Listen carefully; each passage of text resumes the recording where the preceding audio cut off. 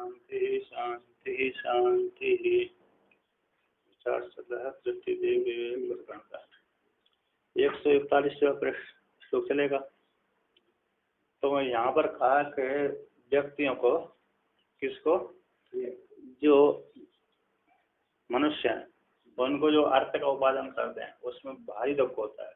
एक तो उपार्जन करने में दुख होता है, कष्ट होता है, फिर उपार्जन कर लिया तो रक्षा करने में कष्ट होता है, फिर उसको यदि नाश हो गया तो दुख होता है, और खर्च कर दिया तो ज़्यादा खर्च कर दिया तो दुख हो रहा है।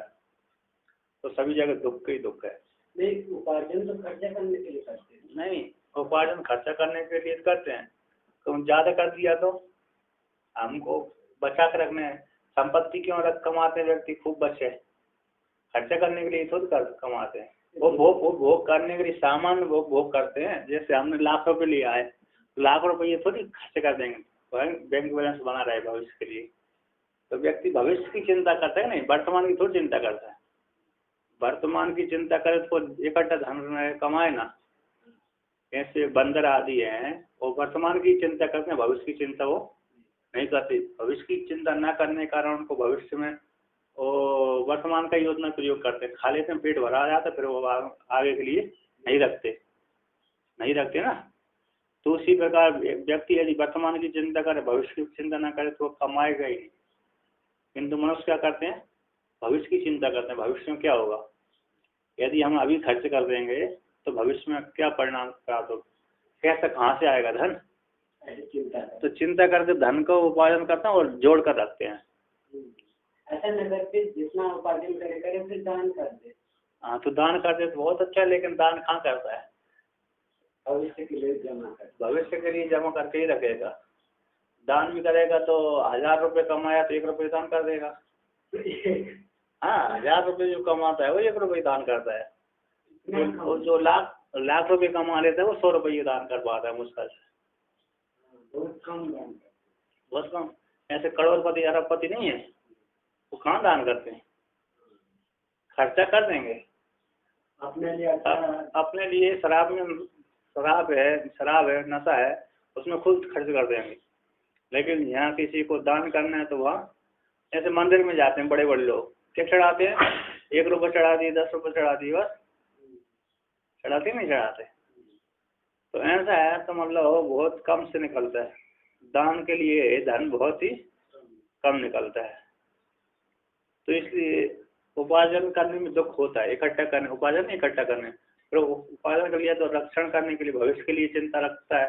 यदि अभी कमा लिया, एक आज ही कमा दिया, उसको खर्च कर लिया, वो कर लिया, तो कल फिर मजदूरी करनी पड़ेगी, मेहनत करनी पड़ेगी, कहाँ से आएगा, कष्ट भोगना पड़ेगी ज़्यादा। और दान भी बोलते हैं ना कि सबको दान, किसी को भी दान नहीं करना है, तो सत्पात्र को दान करना है। हाँ, वो सत्पात्र गलत पात्र चला गया तो उसको फल नहीं मिलेगा, दुरुपयोग कर देगा हम उसके दान का। सत्पात्र देखना पड़ेगी। सत्पात्र जो है, जो पूजा पाठ आदि करता है, सत्य बोलता है ना, जीवन में भिक्षा से जीवन यापन करता है, सत्पात्र है। तीर्थों में रहते हैं जो लोग, उनके पास आय का कोई साधन नहीं है ना, तो मांगते रहते हैं लोग, रोजी रोटी मुश्किल करती है पूजा पाठ करके, ऐसे लोग सत्पात्र होते हैं। तो ऐसे सत्य बोलता है, ऐसे ढूंढते रहेंगे तो चलो सत्य बोलता है, उसको ढूंढ मत, देखो क्या वो दिख जाता है कि ये व्यक्ति धन का अधिकारी ये नहीं है, जान पड़ जाता है दान देने वालों को, उतना विवेक है उनके पास। भूखे को भोजन, प्यासे को पानी, परोपकार की ही निशानी है ना। भूखे भोजन कर, लोग पीड़ित हैं, वो भी दान के अधिकारी है, उनको इलाज करवा दिया, उनको मदद कर दिया, दान के अधिकारी थे उनको। और लेकिन वैदिक दान श्रेष्ठ कहलाता है और एक कनिष्ठ दान कहलाता है। वैदिक में क्या है, ब्राह्मणों को दान दिया जाता है, यज्ञ करवा दिया, उसमें धन खर्च होगा, तो वो उत्तम दान कहलाता है। वेद को निमित्त मान करके जो दान दिया जाता है वो उत्तम। जैसे यज्ञ में तो भी पशु हिंसा हो जाता है, पाप भी हो जाता है, प्रायश्चित करवा लेते हैं। और सारे यज्ञों में पशु हिंसा होते हैं, बड़े बड़े यज्ञों में होती है। और बड़े यज्ञ में दान कितना होता है, बहुत होता है, अरबों खरबों संपत्ति दान हो जाती। अभी जो छोटे छोटे यज्ञ तो अभी भी होता है ना, उसमें नहीं होता। छोटे छोटे यज्ञ में थोड़ी होते हैं। छोटे छोटे यज्ञ नित्य कर्म अग्निहोत्र होते हैं, उसमें इससे कुछ करते हैं। आजकल तो ब्राह्मण लोग भी बहुत ज्यादा धर्मयोगी हो गए और वो जॉब नहीं करते। अरे ये तो चलता रहता है, पहले से ही लोग थे, अभी भी वर्तमान में भविष्य में भी रहेंगे। ये तो सब वृत्ति है लोगों। बहुत से लोग हैं ब्राह्मण ही का, बाबा भी तो लोग ही हैं। बाबा भी तो, बाबा लोग तो जाते हैं जेल में, अभी फंस गया बाबा। वो तो सब में है, ऐसे चलता रहे। जिसकी कामना वो लोग रहेगा, जिसकी काम नहीं वो लोग नहीं रहेगा। दूसरे युगियों के साधु लोगों को जेल में डाल देते थे, गलत कार्य करने वाले भी डाल देते थे। और इनको डाल दिया था ना, सूली चढ़ा दिया था एक मुनि को। हाँ, सांडिल्य मुनि को। सांडिल्य मुनि को सूली भी चढ़ा दिया था, लेकिन मर नहीं हुआ था। योगी थे इसलिए उतार दिए, दोबारा सूली काट दिया था। उन्होंने तो पर धर्मराज को शराब दिया था, तो उन्होंने गलत निर्णय दिया, दंड दिया मेरे। तो उनको 2 योनि लेने पड़े, 2 अथवा 3 योनि भोगना पड़े, मनुष्य योनि। तो आगे कहते हैं यहाँ पर, तो कहते हैं कि जो एक तो धन का उपार्जन है, और स्त्री आदि को शरीर है वो भी कैसे बंधन का बांधने वाला है, इसलिए उसमें भी राग नहीं करना चाहिए। तो आगे कहते हैं, एवमादिषु शास्त्रेषु दोषा सम्यक् प्रपंचिता,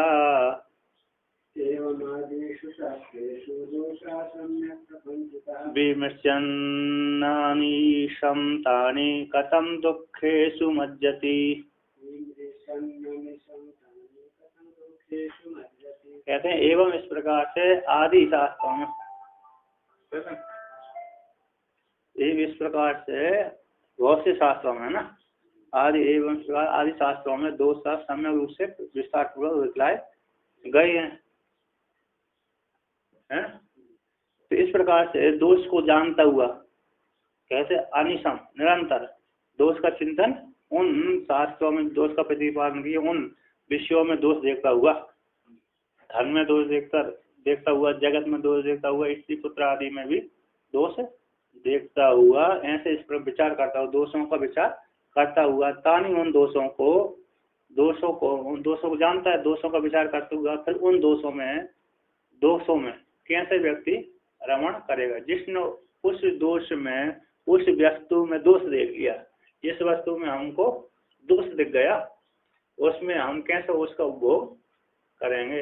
यदि दोष नहीं दिखा तो हम खा लेते हैं। जैसे किसी व्यक्ति ने हमको भोजन बना के दिया, क्या दे दिया, भोजन ला कर रख दिया, किंतु लड़ा के लगने से पहले ही वो थाली में से खाता हुआ आ रहा है। कि कोई व्यक्ति हमको भोजन कराने के लिए ले गया, खाते खाते दे रहा है, खाते खाते लाया, उसी में तोड़ करके उसने खाता हुआ आ रहा है। थोड़ा नहीं, खूब भर के लाया था, थाली 8 रोटी 10 रोटी लाया, पर चलते चलते उसी में तोड़ के खा रहा है और आ रहा है, और ला करके दे दिया, सामने रख दिया हमको। उसने हाथ में लाते लाते क्या कर लिया, उसमें से झूठा कर दिया उसने। तो ऐसे भोजन को देख करके फिर हमको खाने की इच्छा उसमें, क्योंकि वो जान गए कि वो भोजन कैसा है, झूठा है। तो झूठा हो जाने के कारण फिर हम उसको खाएंगे नहीं, है ना, स्पष्ट दिख रहा है। हाँ, पहले ही खा लेता, भली थाली में झूठा कर देता, लेकिन हमको मालूम नहीं था, तब तो हम खा लेंगे, हमको दिखा नहीं, किंतु सामने खा रहा है। ज्यादा भूखो तो फिर खा लेते, ज्यादा लोग, वो आपद धर्म है, वो आपद धर्म का नियम है। 10-15 दिन से नहीं खाया है तो वो आपद धर्म का है नियम, साधारण धर्म का नहीं है, नियम नहीं है, साधारण का नहीं है। जैसे कि जब रोटी में कुछ दिन कीड़ा दिखा तो कुछ लोगों ने नहीं खाया। हाँ, ये कहते हैं उन दोष देखते हुआ कैसे उनको उन विषयों में श्रवण करेगा, मज्जति निमग्न होगा। दुख वाले जो 2 विषय हैं, उन विषयों में कैसे व्यक्ति श्रवण करेगा। तो टीकाकार कहते हैं आदि शब्द कहते हैं त्वंग मांस रक्त बाष्पाम्बु पृथक कृत्वा विलोचने समालोक्यम रम्यम चेत किम मुदः परिमुह्यसि। याज्ञवल्क्य उपनिषद कहे, याज्ञवल्क्य उपनिषद कहते तुम याज्ञवल्क्य जी तो विद्यारण्य में उपनिषद में आते हैं ना। विद्यारण्य मतलब बृहदारण्य उपनिषद में तो प्रधान है ही, एक स्वतंत्र याज्ञवल्क्य उपनिषद नाम से स्वतंत्र ही उपनिषद है। उपनिषद भी अलग है और उसमें प्रधान रूप से उनका मुख्य चरित्र है याज्ञवल्क्य। तो वेद तो नित्य है ना, तो याज्ञवल्क्य कितने समय पहले हुए? अरे वो तो वेद ने कल्पना की है, वेद का अनादि है, अनंत है, एक बार हो गए होंगे, वेद है अनंत, कब है आदि है किसी को पता नहीं। ये जनक एक जनक संज्ञा है, ये भी आदि अनंत, सृष्टि अनंत है, उसी प्रकार जनक आदि भी अनंत ही है। तो ये जो जनक तो सीता की पिताजी है ना, सीता जी के, हाँ त्रेता युग में हुए थे। सीता जी के पिता हुए हैं, ये भी है, इससे पहले के भी जो सीता के पिता से पहले भी जनक हुए हैं। निमि नाम के जो राजा थे उनसे जो पुत्र उत्पन्न हुआ तो जनक कहलाता था। पुत्र है जनक यानी पिता, जो उत्पन्न करता है उसको पिता कहते हैं, जनक कहते हैं। जनक यानी पिता है, सभी को जनक कहते हैं, लेकिन वहाँ पर संज्ञा है, जनक संज्ञा है, उससे जो उस गद्दी पे बैठता वो जनक कहलाता है। तो वो जनक आदि का उपाख्यान जनक के बाद में पैदा हुए, वेद तो अनादि है, फिर इसमें नाम तो ये भी अनादि है, नाम याज्ञवल्क्य। ये भी देखो, ये भी चरित्र घटते हैं, और वेद ने जैसी कल्पना करी, वेद है ना सर्वज्ञ होता है, वेद सर्वज्ञ होता है, तो वेद सर्वज्ञ सब कुछ जानता है वेद, तो इसलिए उसने वेद ने ऐसी आख्यायिका को रचना कर दी, तो जो भविष्य में घटेगी वो आख्यायिका रचना कर देता है ना। तो बाद में ये नाम बदल भी जाता है क्या? जैसे याज्ञवल्क्य है तो उसके यहाँ कोई दूसरा ऋषि भी आ जाएगा, जैसे कि दूसरा युग चलेगा तो बाद में अन्य ऋषि आ जाएंगे, नाम बदलता है या नाम भी वही है? नाम तो वही रहेगा, नाम भी वही, नाम विरोचन वाला संवाद वही होगा, नाम वही होगा, संज्ञा वही होगी, व्यक्ति बदलते रहते हैं। अभी आपको योग वशिष्ठ जो सुन रहे हैं ना, उसमें अभी चूड़ाला सिकित चूड़ाला का संवाद आएगा, तो उसमें राम जी ने प्रश्न किया कि जो सिकित ध्वज मुक्त हो गया था, क्या वो सिकित ध्वज पुनः पैदा हो जाता है कि नहीं होता? तो उन्होंने कहा नहीं, सिकित ध्वज जो पहला मुक्त हो गया वो तो मुक्त ही होगा, किंतु उसी सिकित ध्वज के नाम से दूसरा व्यक्ति पैदा होता है, उसका नाम भी सिकित ध्वज होता है, उसकी पत्नी का नाम भी चूड़ाला होता है। तो ऐसे ही जो मुक्त हो गए जनक आदि वो मुक्त हो जाए, किंतु उसी कुल में उसी राजा की संतान वो जनक कहलाएगी, तो उसको ज्ञान होगा। याज्ञवल्क्य जाएंगे, याज्ञवल्क्य भी जो पहले वाले याज्ञवल्क्य मुक्त हो गए उसी के नाम से दूसरा याज्ञवल्क्य पैदा होंगे, तो वो भी ज्ञानी कहलाएंगे। तो जिसकी साधना उत्कृष्ट होती है उसी योनि उस वहाँ पर उनको जन्म प्राप्त हो जाता है। तो अनादि नाम इंद्र का नाम सभी जनक को ज्ञान नहीं, ऐसा नहीं, सभी जनक को नहीं होता, किसी जनक को होता है, किसी जनक को नहीं होता, किंतु विदेह सारे कहलाते हैं, जनक विदेह संज्ञा सबकी है, सब कहलाते, क्या ज्ञान होते हैं नहीं होते। अगला जब त्रेता युग आएगा, अगला नहीं, कलयुग में भी जनक कहला, कलयुग में भी जनक, अब राजा नष्ट हो गए इसलिए जनक नहीं कहते, लेकिन कलयुग के शुरू में जो कलयुग आरंभ हुआ था उसमें भी जनक कहलाते थे, और द्वापर युग में भी जो कृष्ण भगवान जनक से मिलने गए थे, बलराम जी गए थे, जनक संज्ञा है वो, ऐसे इंद्र संज्ञा है कि नहीं है। जनक मन की जो उस गद्दी पे बैठने वाले को जनक और विदेह राज कहलाते हैं। कहाँ की गद्दी है वो? नेपाल के जनकपुर, नेपाल और बिहार का जो सीमा है वो जनकपुर देश है, मिथिला देश है। वहाँ पे जो राजा गद्दी पे बैठे उसको जनक और विदेह राज, मैथिल और विदेह राज और जनक, ये तीन नाम उसके हैं। ऐसे राष्ट्रपति एक नहीं है, जो कोई भी बैठेगा उसको नाम राष्ट्रपति पड़ जाएगा, नाम तो दूसरा था उसका, किंतु उस गद्दी पे बैठते ही क्या हो जाएगा, राष्ट्रपति बोलने लगेंगे। मैं ये पूछा कि ये अभी कलयुग है, आगे सत्ययुग आएगा, फिर त्रेता युग आएगा, तो त्रेता युग में जैसे राम वनवास ये सब होंगे, ऐसे पुनः राम पैदा होंगे, तो उसका भी वनवास गमन होगा या उनका भी वनवासी गमन होगा। जो रावण है वो लंका में ही रहेगा या फिर दूसरी जगह पे भी आता नहीं, रावण लंका में पैदा होगा, यहाँ पर भारत में पैदा होगा, लंका में जाकर के राज करेगा। पैदा होगा कहाँ पर? तो वैसे होगा, वैसी घटना घटेगी, पूरा वैसे का वैसे, कुछ थोड़ा बहुत अंतर पड़ते, बाकी पूरा वैसे ही होगा। नाम वही रहेंगे, चरित्र वही रहेगा, थोड़ी क्रिया में थोड़ा भेद रहेगा अकेला, है क्या नहीं? थोड़ा क्रिया में ज्यादा अंतर नहीं पड़ेगा, क्रिया में उपदेश वही रहेगा। अकेले लेखक कैसे लिख देता है, उसको आगे पीछे करके लिखता है कि उसी क्रम से लगता है, वो उसके अनुसार है, जैसे उसकी बुद्धि पूरेगी उसी प्रकार लगेगा। क्रिया थोड़ी भेद हो जाएगी, क्रिया कर लेगा, लेकिन जैसा जो मारा है उसी प्रकार मरेगा। रावण को मारा, कुंभकर्ण को मारा, मेघनाथ को मारा, वो सब वो लड़ाई युद्ध होगा वो। तो ऐसा है, जैसा का वैसे फोटो कास्ट हो जाते नहीं, फोटो कास्ट वैसे होता है। ये पूरा क्रम घूमता रहता है और चलते रहता है, नाम बदलते। जो कलयुग में जैसे हो रहा है, अगले कलयुग में भी ऐसे ही, अगले कलयुग में भी ऐसा जाता है, इसलिए सारे ऋषि और देवता अदृश्य हो जाते हैं कलयुग को देख करके। कलयुग को नहीं तो सारे ऋषि देवता नहीं देखते, द्वापर युग में तो देखते हैं देवता ऋषि देखते हैं, कलयुग में तो नहीं देखते, क्योंकि कलयुग के लोगों की बुद्धि भ्रष्ट है, ज्यादातर लोभी है, इसलिए नहीं देखते हो।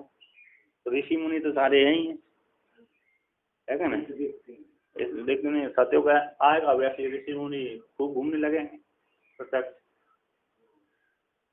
तो ऐसे तो अगला कलयुग भी ऐसे ही होगा, ऐसा ही होगा। पूरी हवाई जहाज उड़ेंगे, युद्ध होगा, परमाणु बम बनेंगे। अलग नहीं होता, अमेरिका जैसे ऐसे शक्तिशाली हो जाएगा, हो भी जाता, नहीं भी हो जाता। पहले गुलाम था, अब शक्तिशाली होगा, फिर गुलाम हो जाएगा, फिर शक्तिशाली होगा, फिर गुलाम। ऐसे ही होगा, ऐसे ही होता है, मतलब तरफ भाव होता रहता है। कर्ता कौन, वहाँ पर कर्ता कैसा पैदा हुआ है उसके अनुसार बदल जाता है। जीव कैसा पैदा हुआ, वहाँ का जीव कैसा पैदा हुआ।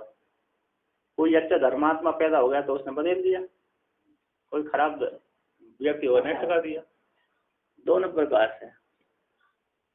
तो कहते हैं त्वंग मांस रक्त बास अम्बु। त्वंग तो क्या मांस रक्त हो गई, बास हो गया, बास हो ना, अम्बु अंजल हो गया, और पृथक कृत्वा इनको अलग अलग कर दीजिए।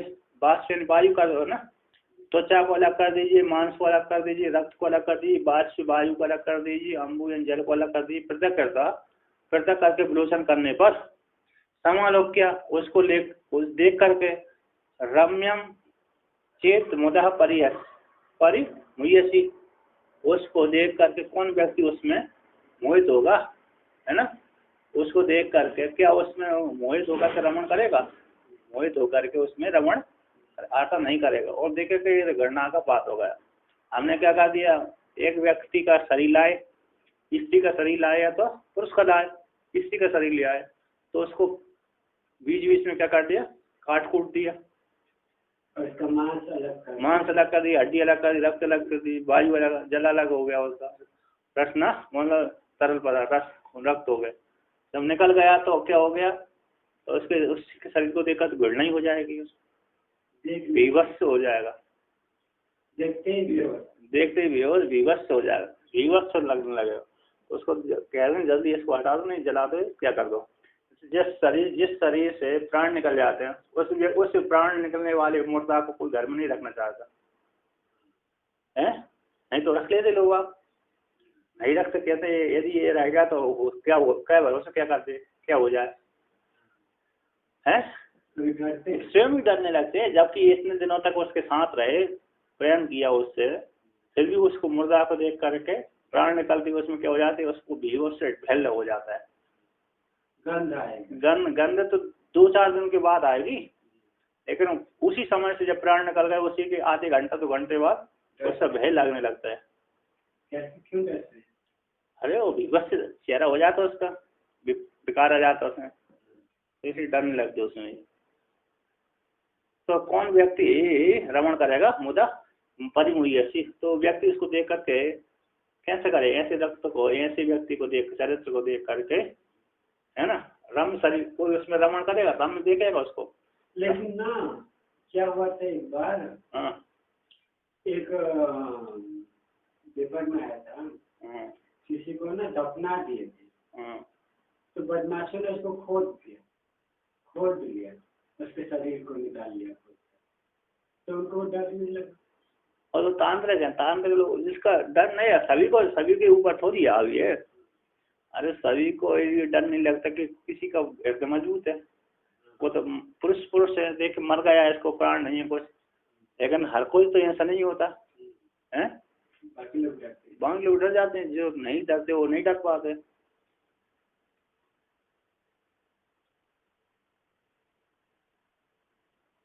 रम्य समालोक है, रम्य शरीर को देख करके समालोचन करके मुदा परिमुयसी, मुदा लोग तो उसको मोहित हो जाते। जो व्यक्ति है ना, विचार करने वाले तो उस पर क्या हो जाते, रमण नहीं करेगा, किंतु बिना विचार करने वाले तो खूब रमण करेंगे।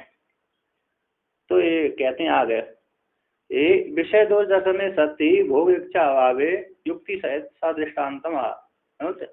विषय दोष दर्शन के हो जाने पर, विषय में दोष के ज्ञान की प्राप्ति हो जाने पर भोक्ता के अभाव हो जाएगा, भोग इच्छा अभाव हो जाने पर युक्ति सहित दृष्टांत को कहते हैं।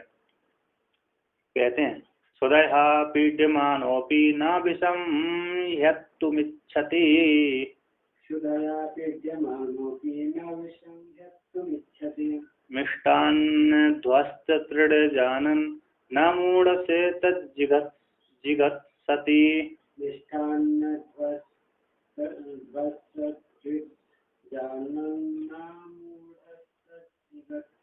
कहते हैं क्षुधाया पीड्यमानोऽपि, व्यक्ति कोई व्यक्ति है क्षुधा से बहुत दुखी है, कोई व्यक्ति पीड़ित हो गया है, बहुत भूख लग रही है, सुबह से गया था बाजार में, विदेश गया था काम करने का खेत में, तो काम करके आया थकते थकते, दोपहर की गर्मी में शाम तक आया, तो बहुत जोर से शाम तक आने पर व्यक्ति क्या हो जाता है, भूखा हो जाता है। 2 दिन नहीं खाया, चल 2 दिन नहीं खाया, 3 दिन नहीं खाया, ठीक है। तो व्यक्ति आया भूखा है, बहुत जोर से सुधा से पीड़ित होता हुआ, सुधा के द्वारा पीड़ित होता हुआ भी, तो उसके सामने किसी ने क्या मिला दिया, जहर मिला दिया है, उसी के सामने जहर मिला दिया, तो भोजन में जहर मिला दिया, उसको तो कोई शत्रु होगा। तो कहते हैं भोजन में जहर मिले हुए देख कर को ना विषम हंत में इच्छति, विष को खाने की इच्छा वो नहीं करता, क्योंकि तब भी वो सुधा से पीड़ित है। भोजन तो कैसे है, सुधा की निवृत्ति का हेतु है, किंतु उसमें क्या मिला दिया किसी ने, विष मिला दिया, तो विष मिलाने के कारण वो उसको भोजन को खाने की इच्छा नहीं करता। भोजन को, विष को तो खाने की इच्छा करेगा नहीं, किंतु विष वाले भोजन को भी खाने की इच्छा नहीं करेगा। जैसे यहाँ पर किसी महात्मा ने भांग की पकौड़ी बना दी, भांग की, तो भांग की पकौड़ी बना करके उन्होंने बंदर बाहर डाल दिया, कहाँ पर, पहाड़ी पर फेंक दिया, सोची भांग की पकौड़ी बंदर खा लेंगे। तो बंदर भी आते थे, भांग की पकौड़ी को सूंघते थे और नहीं खाते थे, उनको अजीब गंध आती होगी उसमें, नहीं तो बंदर तो अन्न को देखकर खा जाते नहीं, लेकिन जैसी वो भांग की पकौड़ी उन्होंने डाल दी, बहुत से बंदर आते थे खाने के लिए, सूंघते तो चले जाते, सूंघते थे चले जाते थे, खाए ही नहीं किसी ने, बंदर नहीं खाए, तो पता चले उनको गंध आ गई किसी उसमें कि इसमें कुछ मिलावट है, नहीं तो खा जाते तो यार क्या लौटते पेट और उनको नशा चढ़ जाता, तो नशा चढ़ा तो वहीं लुढ़कते रहते, चक्कर आता ना, नशा चक्कर आ जाता, 1-2 दिन घंटा तो घंटा जो 4 घंटा चक्कर तो आता उनको। एक बार नशा चढ़ाने के बाद खाने का मन होता है। हाँ ये भी है, जैसे कुत्ते को भांग खिलाने का आदत कर दिए ना, तो उनको हर रोज भांग चाहिए खाने को। अच्छा, नहीं तो कुत्ता बहुत भोगता था, भांग खिला दिए तो बस आराम से सोता था। अच्छा, भांग खिला के 4-5 घंटा सोएगा, फिर 2-3 दिन बाद उसको भांग चाहिए, उसको आदत पड़ गई, नशेड़ी बन गया। तो कहते हैं विषम को खाने की इच्छा नहीं करता है, कहते हैं मिष्टान ध्वस्त तृण, मिष्टान है ना, मिष्टान खाने की जो इच्छा थी तृष्णा थी वो ध्वस्त हो जाती है। मिष्टान खाने की जो इच्छा होती है वो, देख लिया कि इस मिष्टान में क्या मिला दिया, विष मिला दिया। जब मिष्टान में विष मिली हुई, विष मिले हुए मिष्ठान को देख करके उस खाने की इच्छा नहीं होती। तो मिष्ठान कहते हैं, मिष्ठान में है क्या ना, जो मिष्ठान में मिले हुए विष है, उस विष को देख करके जो उसकी तृष्णा थी, मिष्ठान खाने की जो इच्छा थी, विष मिले हुए विष से मिले हुए मिष्ठान खाने की पहले इच्छा बहुत होती थी। कैसे होती थी? बहुत के मीठा मिल जाए, खूब अच्छे प्रेम से खाऊं, उसी के साथ मिष्ठान में क्या मिला दी, उसमें विष मिला दिया। तो विष मिलाते ही उसकी वो तृष्णा थी, मिष्ठान खाने की तृष्णा थी, वो कैसी हो जाती है? नष्ट हो जाती है। तो तृष्णा, मिष्ठान ने नष्ट तृष्णा, मिष्ठान खाने की जो इच्छा थी, वो तृष्णा थी, वो नष्ट हो जाती है। तो कहते इस प्रकार से जानता हूँ, मिष्ठान में विष को मिले हुए को जान करके उसकी तृष्णा को नष्ट हो जाती है। इस प्रकार से जानता हुआ व्यक्ति अमूढ़ जो अमूढ़ व्यक्ति है, उस अन्न को खाने की इच्छा नहीं करता। देखो जैसे जब बहुत पहले मीठा खाता था, खाते खाते उसको हो गई शुगर। क्या हो गई? शुगर हो गई। अब शुगर हो गई तो अब क्या करें? मीठा खाएंगे तो मरेंगे, मीठा खाएंगे तो मरेंगे। अब मरेंगे तो मरने के डर के कारण वो क्या करता है, शुगर ना चाय मीठी पी पाता है, ना रसगुल्ला खा पाता है क्या नहीं? लेकिन ना कई लोग अभी क्या है, उनको कितना भी शुगर हो जाए, भले मरेंगे तो मरेंगे, लेकिन खाते के मरेंगे नहीं। सबके एक की है, दो की है बॉस, एक की दो की है ऐसी जो, लेकिन 80% 90% तो वो मीठे से परहेज करते हैं। तो जीना है। जिसको जीना नहीं है वो तो खा जाएगा, चलो कल मरेंगे तो आज ही मर जाए, ठीक है। लेकिन व्यक्ति जीने चाहता है ना, तो जीना चाहता है तो जल्दी मरने, और वो शुगर होकर मरने से बहुत कष्ट भी होगा ना। तो शुगर वाले क्या करते हैं, वो मीठे नहीं खाते, मजबूरी है वही ना। तो उनको मीठा खाने की जो तृष्णा थी वो सारी नष्ट हो जाती है। तो मीठे में विष को देखता हुआ जानकर, विष मिले हुए को जानकर के उसकी जो मीठी खाने की तृष्णा थी वो नष्ट होती हुई अज्ञानी, वो अज्ञानी नहीं है, अज्ञानी जो नहीं है, इस प्रकार नहीं है ऐसा जानता हुआ अज्ञान जो विवेकी पुरुष है, विष मिले हुए अन्न को खाने की इच्छा नहीं करता। तो टीकाकार कहते हैं स्वयं अमूढ़, जो स्वयं मूल नहीं है ऐसा विवेकी, मिष्टान भोजन के द्वारा नष्ट हो गई तृष्णा, आकांक्षा यश तथा उता। मिष्टान भोजन से, पहले मिष्टान भोजन करता था, तो मिष्टान भोजन से नष्ट हो गई तृष्णा। मिष्टान भोजन के द्वारा मिष्टान भोजन के खाने से जिसकी तृष्णा नष्ट हो गई, तृष्णा नहीं आकांक्षा। ऐसे जिस पुरुष की साथ, ऐसा जो विवेकी पुरुष है वह पुरुष तथा उक्त इदम विषम इति जाना है, विष है, भोजन में अन्न मिला दिया, भोजन में क्या मिला दिया?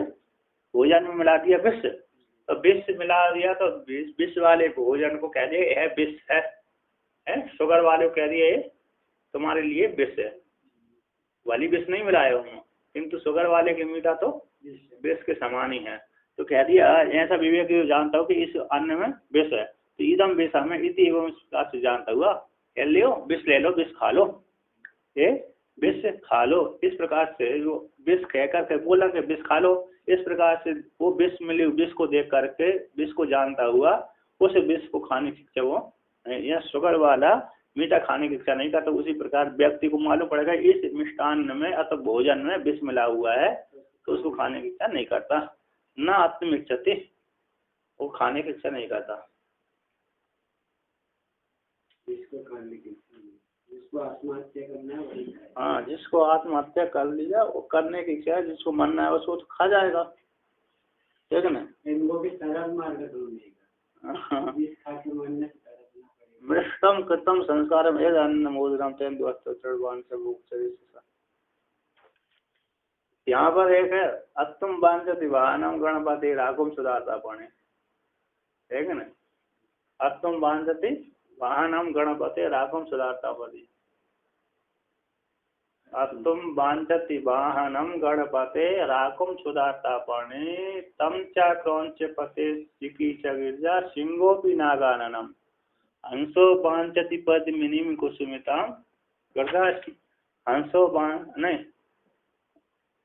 सिंहो वांछति वाहनम गणपते अत्तम वांछति वाहनम गणपते राखुं सुधाता पणि तम च क्रौंचपते श्रीकीश गिरिजा सिंहो नागाननम गौरी जन्म सुता मसूयति कला नाथम कपालाननो निर्विण्ण सपपौ कुटुंब कलहाद ईशो भी हाला हलम। एक कवि ने लिखा है ऐसे शिव जी का वाहन कौन है? चूहा। शिव जी का चूहा नहीं, गणेश जी का वाहन चूहा है और कार्तिक भगवान का वाहन पक्षी है, मयूर है, और दुर्गा जी का पार्वती का वाहन शेर है, और शिव जी का वाहन बैल है, और शिव जी की आभूषण सर्प है। तो कहते अत्तम वांछति वाहनम गणपति राकुम सुधाता पानी। तो गणपति का जो वाहन है ना, उस वाहन को शिव जी का क्या खाने वाला है? नाग खाने की इच्छा करता है। शिव जी का जो नाग है ना, आभूषण रूप जो नाग है, अत्तम वांछति वाहनम गणपति राकुम सुधाता पानी। जो फणी है, नाग है, वो किसको? गणेश जी के वाहन को खाना चाहता है। तम चा कौन से पते सिकी गिरजा सिंगोपी नागाननम, और उस शिव जी के सर्प को मयूर खाने की इच्छा करता है। कौन करता है? मयूर सर्प खाते हैं। मयूर सर्प को खाता है, सर्प आहार है उसका। अब ये है तो शिव जी के आभूषण को मयूर खाना चाहता है वाहन, और इसको गणेश जी के वाहन को खाना चाहता है।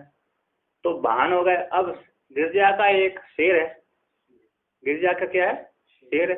वो शेर जब शिव जी के बैल के ऊपर टकटकी लगा के देखता है, क्या देखता है? बैल के ऊपर टकटकी लगा कर देखता है कि कब ये शिव जी इसको छोड़े, कब मैं इसको चट कर जाऊं। और गणेश जी का वाहन को भी सर्प देखता है, कब गणेश जी इस वाहन को छोड़े, कब मैं इस चूहा को खाऊं। और कार्तिक भगवान का वाहन कहता है कब शिव जी इस नाग को छोड़े, तब मैं इसका आहार कर दूं, है ना? मयूर को कोई नहीं खाता। मयूर उड़ जाता है मयूर क्या करता है? उड़ जाता है, इसलिए उसको नहीं खा पाते। अब कहते हैं गौरी जन्म सुता मसू यदि कला नातम कपाला नानो, और गौरी हमेशा अपनी जो सौत उसकी पत्नी है। शिव जी की दो पत्नियां हैं, एक गंगा है, एक माता पार्वती है। तो गौरी कहती है, माता पार्वती कहती है कि जो मेरी जो सौत है गंगा है, हमेशा शिव जी के सर पर बैठी रहती है। मैं तो हमेशा शिव जी के चरणों में पूजा करती रहती हूँ, चरण दबाती रहती हूँ, पूजा करती रहती हूँ, किंतु जो मेरी सौत है मेरे को अवसर न दे करके ये स्वयं शिव जी के ऊपर बैठी रहती है।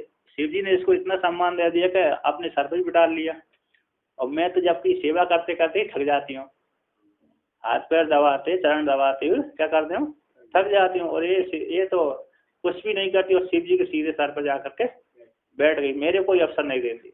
तो गौरी जन्म सुता है मसूयति कला नातम कपालाननो, शिव जी के क्या किस पे माथे पे जाकर बैठ गई। तो कहते हैं शिव जी ने देखा कि ये दोनों पत्नियां मेरी झगड़ती रहती हैं, एक दूसरे में राग द्वेष ही बैठा हुआ है कि नहीं। और मेरे वाहन शिव जी के गणेश जी के वाहन को मेरे वाहन को भी इस गौरी का जो वाहन है वो खाने की इच्छा करता है, और मेरे दोनों लड़के भी मेरे बस में नहीं है, मेरी बात नहीं मानते। क्यों नहीं मानते? एक की विवाह कर दिया, दूसरी भाग गया, एक का विवाह कर दिया तो दूसरा भाग गया, दोनों ही शादी के ऊपर लड़ पड़े, पहले मैं कराऊंगा। जबकि एक छोटा है उसको बाद में करना चाहिए, बड़े की पहले होना चाहिए। बड़े की विवाह कैसा होना चाहिए? पहले होना चाहिए, किंतु बड़े का तो बाद में हुआ और पहले का छोटे का पहले हो गया। तो दोनों साथ विवाह पे ही झगड़ गए। गणेश जी हैं दोनों मेरी बात नहीं मानते। तो ऐसे सारे परेशानियों को देखकर शिव जी ने क्या कर लिया, समुद्र मंथन से निकला हुआ जो हल है हल विष इसको पान कर लिया। अब मैं ही मजा इस संसार से छुटकारा ले लूं, है कि नहीं। निर्वर्ण सब पाऊ, निर्वर्ण हो गए, खिन्न हो गए। निर्वर्ण सपक कुटुंब कलह, कुटुंब की कलह को देख करके भगवान शिव जी ने उस विष को लिया, विष को लेकर के क्या कर लिया, खा लिया। खाया कि नहीं खाया? तो यहाँ से तो क्या होता है, यहाँ पर खा गए व्यक्ति। तो व्यक्ति यहाँ पर तो कहते हैं विष को जानता हुआ व्यक्ति नहीं खाता, विष को जानता हुआ नहीं खाता, किंतु शिव जी ने तो संसार से छुटकारा पाने के लिए खा लिया, लेकिन मरे ही नहीं होता। तो यहाँ पर कवि की कल्पना है कि नहीं। तो आगे कहते हैं मनु प्रारब्ध कर्मण प्रबलत्वात् ज्ञानिनोपि इच्छा भवेत् इति आशंक्य सत्याम अपि इच्छायाम प्रति प्रीति पुरस्सरहम न भुंक्ते इत्या। बोलते हैं ननु प्रारब्ध कर्म का प्रबल होने से, प्रबलत्वात् यानी प्रबल होने से, तो ज्ञानी की भी इच्छा हो जाएगी इति आशंका को लेकर के सत्याम, ठीक है, ज्ञानी की इच्छा हो जाने पर भी किंतु ज्ञानी प्रीति पूर्वक उन भोगों को भोग नहीं करता, और अज्ञानी तो प्रीति पूर्वक राग पूर्वक करता है, और ज्ञानी उपेक्षा पूर्वक वो भोग करता है। तो कहते हैं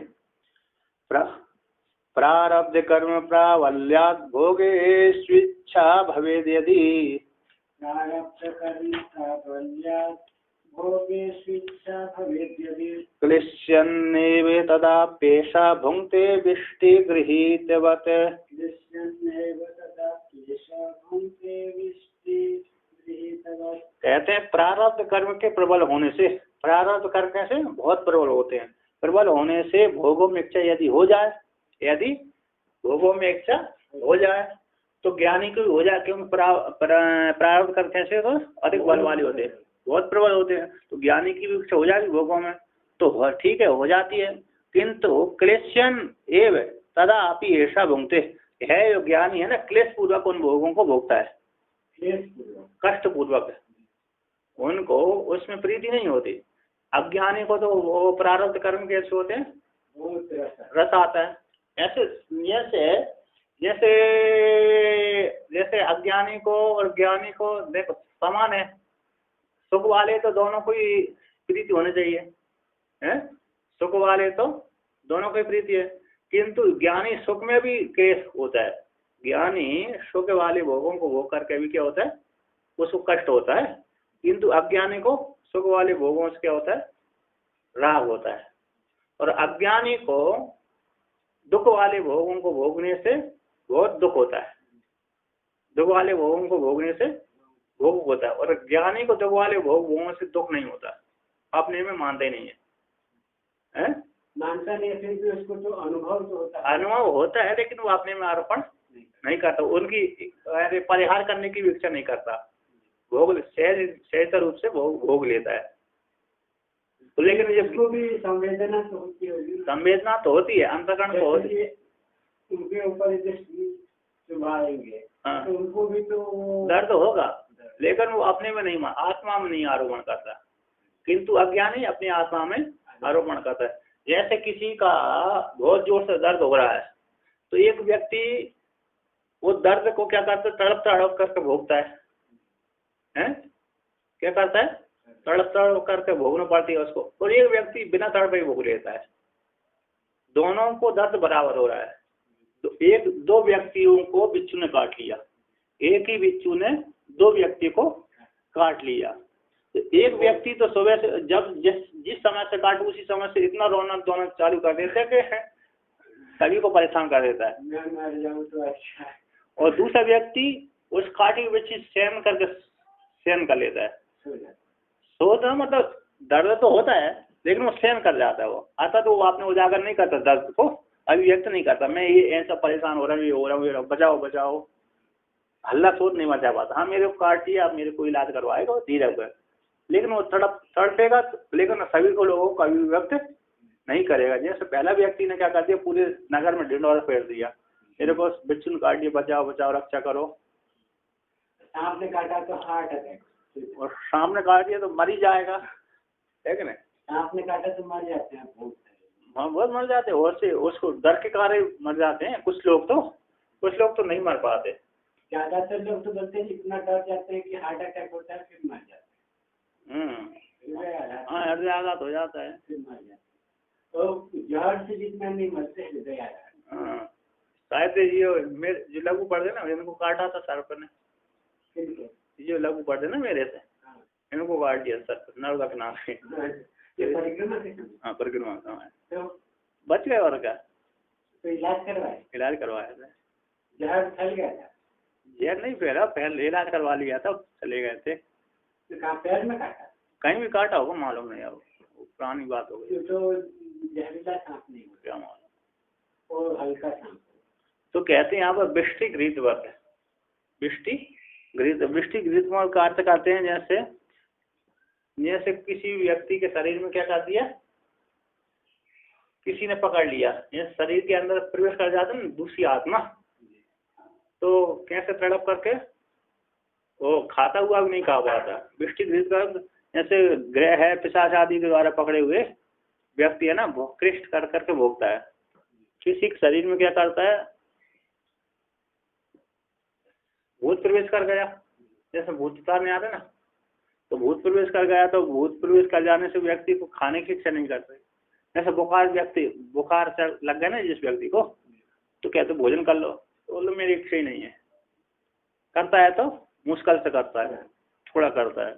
उसी प्रकार ग्रह है, पिशाच है, नक्षत्र आदि है, कोई रोग आदि पकड़ लिया, तो जैसे उस व्यक्ति के शरीर में प्रवेश कर जाने से वो क्लेश पूर्वक उनके भोगों को भोगता है, क्लिष्ट कर करके क्लेश पूर्वक भोगता है। उसी प्रकार एक ज्ञानी भी उन प्रारब्ध कर्मों को क्लेश मानता हुआ ही भोगता है।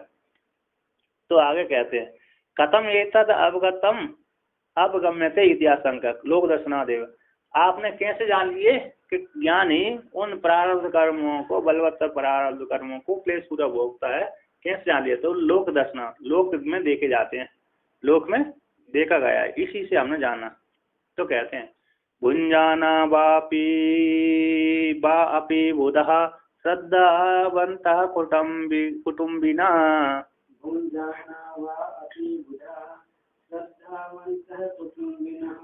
नाद्यापि कर्मणश्छिन्नम् इति क्लिश्यन्ति सन्ततम्।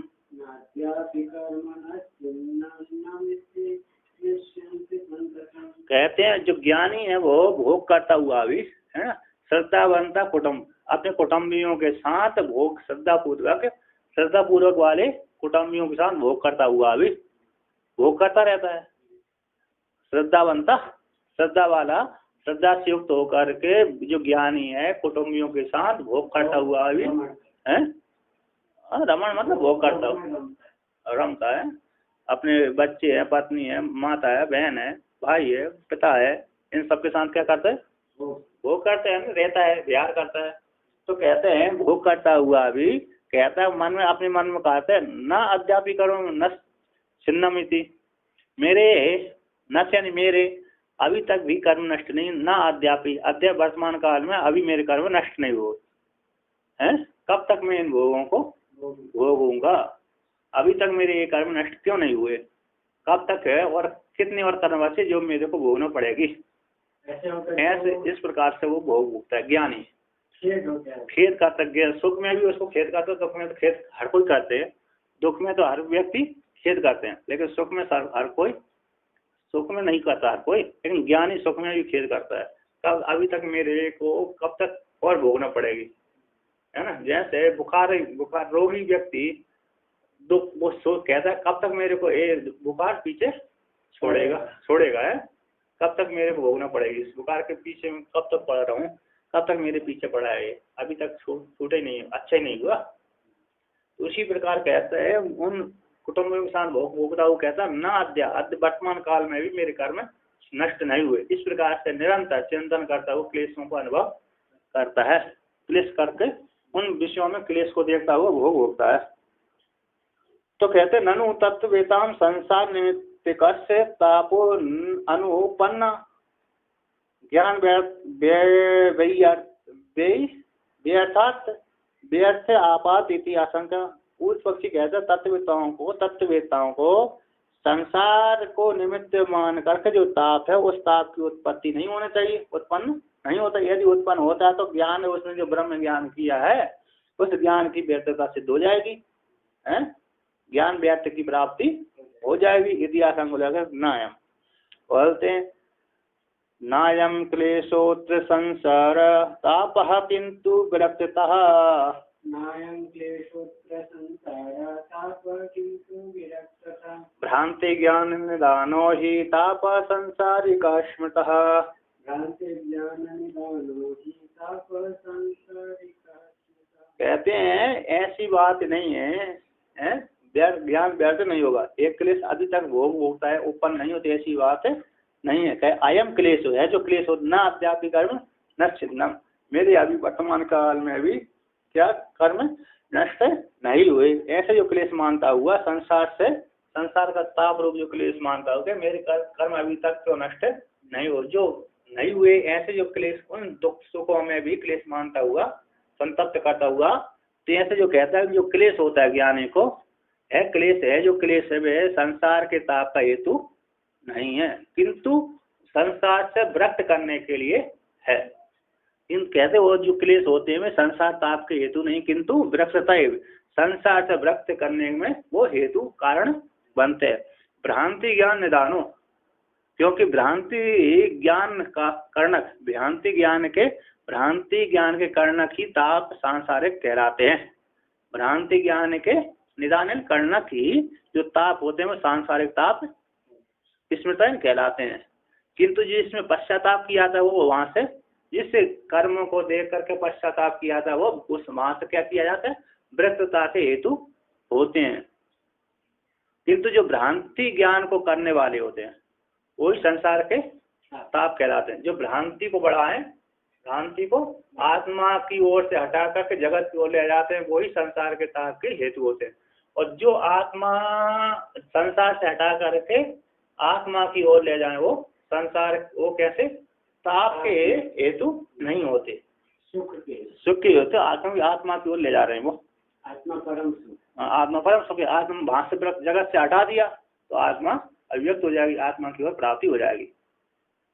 तो कहते हैं यहाँ पर अयम क्लेश है, जो क्लेश है न अद्यापि कर्म न छिन्नम इति, वर्तमान काल में मेरे कर्म छिन्न नहीं हुए।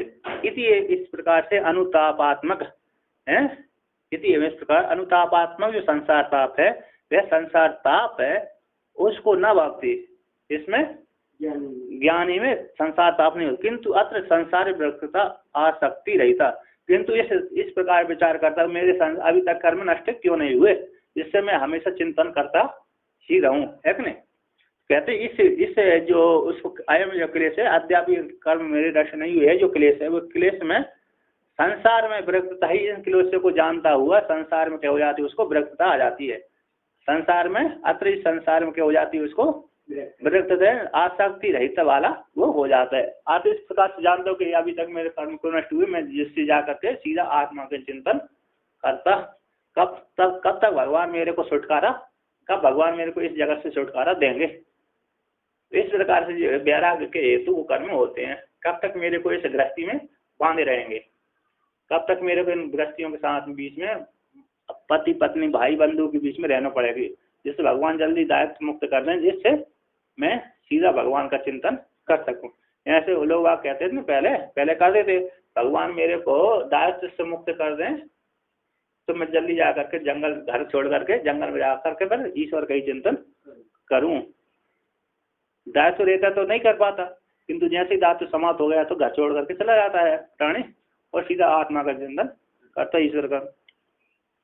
कहते हैं ताप का तो अभाव में युक्त कहते हैं, तापक के अभाव में, ताप का तो के अभाव में युक्त कहते हैं। भ्रांति ये यस्मात् कारणात् सांसारिक कस्तापो, जिस कारण से सांसारिक जो ताप है, भ्रांति ज्ञान निदाना, भ्रांति ज्ञान कर्णक, भ्रांति ज्ञान को करने वाला, भ्रांति ज्ञान को पैदा करने वाला। इसमें था पूर्वाचार्यों ने कहा जिस हेतु से सांसारिक ताप है भ्रांति ज्ञान को कर्णक होते, भ्रांति ज्ञान को करने वाला, इसमें था पूर्वाचार्यों ने कहा है अयम तू विवेक ज्ञान, यह तो जो हो सांसारिक ताप है विवेक ज्ञान मूलक होने से न तथाविधा, अज्ञान मूलक नहीं होता है ना, तथाविधा अज्ञान मूलक नहीं है। सांसारिक ताप कहते हैं जो सांसारिक ताप है न आद्य कर्म न छिन्नम, मेरे अभी तक कर्म क्यों नष्ट नहीं हुए? ये सांसारिक ताप नहीं है, अज्ञान मूलक नहीं है, कैसे है? ज्ञान मूलक है। अर्थात वहां से संसार से वैराग्य के लिए है वो। अभी तक मेरे सुख विवेक ज्ञान को उत्पन्न करने वाले हैं। अभी तक मेरे सुख दुख वाले कर्म नष्ट क्यों नहीं हुए? अर्थात जिससे जाकर मैं क्या करूं? चिंतन करूं। और अज्ञानी के लिए तो कैसा होगा? कष्टदायक होगा। अज्ञानी को तो रवि याद है, एक बार राम गए तो उनको वही अच्छा लगा। भ्रांति ज्ञान का निदान है ना, कर्णक बोला है। भ्रांति ज्ञान को उत्पन्न करने वाला, भ्रांति ज्ञान को करने वाला। तो कहते हैं यहाँ पर कर्णक, भ्रांति ज्ञान द्वार, कर्णक है साधन है। भ्रांति ज्ञान कर्णक ही संसारिक ताप स्मृत कहलाया है पूर्वाचरण में। और ये संसार ताप नहीं होता किंतु विरक्ता होती है ना। निदान कर्णक साधन करने वाला। आगे कहते हैं अयम क्लेशो विवेक मूला अविवेक मूलो वा इति कुतो अभिगम्यते। है जो विवेक, यह जो क्लेश है, न अद्यापि कर्म न छिन्न, है ना। मेरे कर्म अभी तक नष्ट क्यों नहीं हो? अभी तक मैं इन कर्मों को जो नष्ट, अस्माक हम लोगों को जो कर्म है अभी तक नष्ट नहीं हुए, है ना। तो यह जो ज्ञान है, क्लेश है, तो यह क्लेश विवेक मूल है कि अविवेक मूल है ना। इति कुतो अभिगम्यते, कैसे जाना गया? इतिहास काम निवर्तकत्वात् विवेक मूल, काम का निर्वर्तक होने से विवेक मूलक है। कहते हैं विवेकेन परिक्लेश्यन अल्प भोगेन तृप्यति,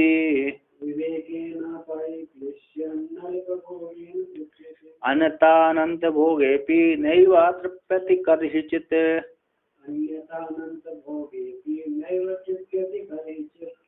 तो कहते हैं विवेक के द्वारा उनमें कृष्टता का अनुभव करता हुआ अल्प भोग से ही व्यक्ति क्या हो जाता है? तृप्त हो जाता है। विवेक के द्वारा उन भोगों में, अल्प भोगों से, विवेक के द्वारा, ज्ञान के द्वारा अल्प भोगों से ही व्यक्ति क्या हो जाता है? तृप्त हो जाता है। क्लिश्चन उन सुख के भी और दुख के भी कर्मों के फल है। सुख के हेतु जो फल है और दुख के हेतु के जो फल है, उन फलों को मैं क्लिष्टता को अनुभव करता हुआ उन विवेक के द्वारा अल्प भोग से ही वो ज्ञानी क्या हो जाते? तृप्त हो जाता है। नहीं तो कहते यदि ऐसा नहीं मानेंगे तो, कहते अन्यथा ऐसा नहीं मानेंगे तो अनंत भोग होने पर भी न ये तृप्ति करिचित। तो जिसके पास अनंत भोग है, यदि ऐसा नहीं विवेक मूलक नहीं मान लेंगे तो अनंत भोग होने पर भी व्यक्ति वो तृप्त नहीं होता। उसको चाहिए कि मेरे को बहुत सी भोग प्राप्त होते रहे, हजारों लाखों व्यक्ति हजारों भोग हो जाए, तभी वो कहता है ये कमी है। व्यक्ति एक गाड़ी खरीद लेता है तो उससे संतुष्ट नहीं होता, दूसरी खरीदने की इच्छा करता है, दूसरी खरीद लिया तो तीसरी खरीदने की इच्छा करता है कि नहीं। तो एक तृष्णा पूरी होगी तो दूसरी तृष्णा तुरंत ही उत्पन्न हो जाती है। वो तृष्णा पूरी हो गई, दूसरी तृष्णा पूरी करी तो तीसरी तृष्णा पैदा हो जाती है, बढ़ती रहती है। भोगा न भुगता भय में भोगता, तपो न तपता भय में विजपता, आशा न जीर्णा भय में वीणा, कालो न याति भय में याद है ना, याता।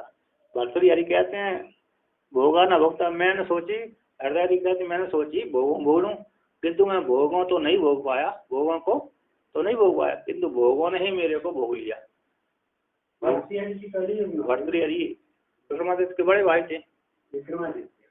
विक्रमादित्य के बड़े भाई रहे। तो वो कहते हैं भोगा ना भोगता भाई में भोगता, मैंने सोची मैं भोगों को भोग लूं, तो भोगों को तो मैं नहीं भोग पाया किंतु भोगों ने ही मेरे को भोग लिया। भोगा ना भोगता भाई में भोगता, तपो ना तपता भाई में तपता। मैंने सोची कि मैं तपस्या करके कितना तप को ही तपा दूं, तपस्या के बल से मैं तप को ही तपा दूं, किंतु तपस्या के बल से मैं तप को नहीं तपाया, किंतु तप नहीं मेरे को तपा दिया।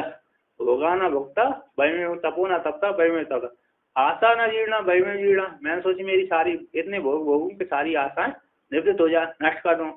आशा तो जीर्ण नहीं हो गई, नहीं हुआ, लेकिन मैं ही जीर्ण हो गया। आशा न जीर्णा भय में जीर्ण, कालो न याति भय में व्याध। मैंने सोची काल को पार कर जाऊं, काल को बूढ़ा कर दूं। काल को भी ना पार कर पाया ना बूढ़ा कर पाया, किंतु उसने ही मेरे को ग्रस लिया, है नहीं? उसने ही मेरे को क्या कर दिया, ग्रास बना लिया। इस प्रकार से यहाँ पर भर्तृहरि को फिर बाद में ज्ञान हुआ। भर्तृहरि को ज्ञान होते ही उनको ये उन्होंने एक कविता लिखी है। भर्तृहरि बहुत बड़े राजा हुए, कवि रहे, कवि कहलाए। उनके 3 शतक है ना, श्रृंगार शतक, मेरी शतक और वैराग्य शतक। तो व्याकरण के ऊपर उनके बागपति है उनकी। तो उनको पहले अज्ञान था, ज्यादा भोगासक्त थे। बहुत अज्ञान था, राजा तो थे लेकिन बहुत आसक्त थे पत्नी के ऊपर। फिर बाद में ज्ञान हो गया, लेकिन उनकी पत्नियों को ज्ञान नहीं हुआ। नहीं दो ज्ञान हो, स्त्रियों को प्राय कम ज्ञान होता है। प्राय किसी को जो पति रहते हैं उनको हो जाता है, लेकिन अधिकतर कम संख्या में उनको, क्योंकि उनको पहले से ही वो बुद्धि ऐसी कमजोर रहती है। ऋषि पत्नियों को हो जाता है, ऋषि पत्नी को हो जाता है, बहुत सी को बहुत सी नहीं होता। अगर ऋषि लोग उपदेश नहीं करते होंगे। अरे जो ब्रह्म ज्ञानी उपदेश करता है अपने पुत्रों को भी, लेकिन वो भी ज्ञान नहीं हो पाते हैं, वो भी ज्ञान नहीं हो पाते। स्त्रियों तो और अपने पुत्र और पत्नी में, पुत्र और पति में और पुत्रियों में आसक्त रहती हैं और घर का काम करती रहती हैं, और ज्यादा चंचल होती हैं वो तो इसलिए उनका मन नहीं जाता। ऐसा पुत्र भी जिनके पुत्र ज्ञानी नहीं हुए, बहुत से हजारों लाखों। कौन नहीं? अरे बहुत हैं, जिसके नाम जिनके ज्ञानी नहीं हुए उनको नाम नहीं देते, बहुत से दे देते हैं, नहीं देते। उनका नाम नहीं लेते, नाम नहीं लेते जो ज्ञानी नहीं उदाहरण देते, बहुत से उदाहरण नहीं देते। जिनको उदाहरण दिया उनको नाम दे दिया, जिन्होंने महान कार्य किया उनका नाम आता है इतिहास में, इनका नाम नहीं आता उनको। अरे ज्यादा इनने कुछ नहीं किया आगे पीछे, उनका नाम भी ग्रंथकार नहीं देते। तो ग्रंथ कितना बड़ा हो जाएगा, कहाँ तक लिखेगा व्यक्ति? ऐसा है। तो बहुत से ऋषियों के पुत्र ज्ञानी होते, बहुत से नहीं होते, अज्ञानी रहते हैं, दोनों चलते हैं। तो कहते हैं विवेकिना ये अविवेकिनो अपनी भोगन एक तृप्ति स्यात् अतो विवेक अप्रयोजकत्व इति आशंका भोगस्य तृप्ति हेतुत्व अभाव प्रतिपादिकां श्रुतिं पठति। बोलते विवेकी के समान अज्ञानी को भी भोग के द्वारा तृप्ति हो जाए। जैसे विवेकी भोग के द्वारा तृप्त हो जाते हैं, थोड़े सी भोग में क्या हो जाते हैं, तृप्त हो जाते हैं। उसी प्रकार उसी के समान ही ज्ञानी के समान अज्ञानी भी थोड़े से भोग से ही तृप्त हो जाए। तो इसलिए जो विवेक हो जाते, इसलिए विवेक प्रयोजक नहीं है, तृप्ति का हेतु नहीं है। अप्रयोजक की आशंका भोग की तृप्ति के हेतु का अभाव, भोग है तृप्ति के हेतु का अभाव को प्रतिपादन करने वाली श्रुति को पढ़ते हैं।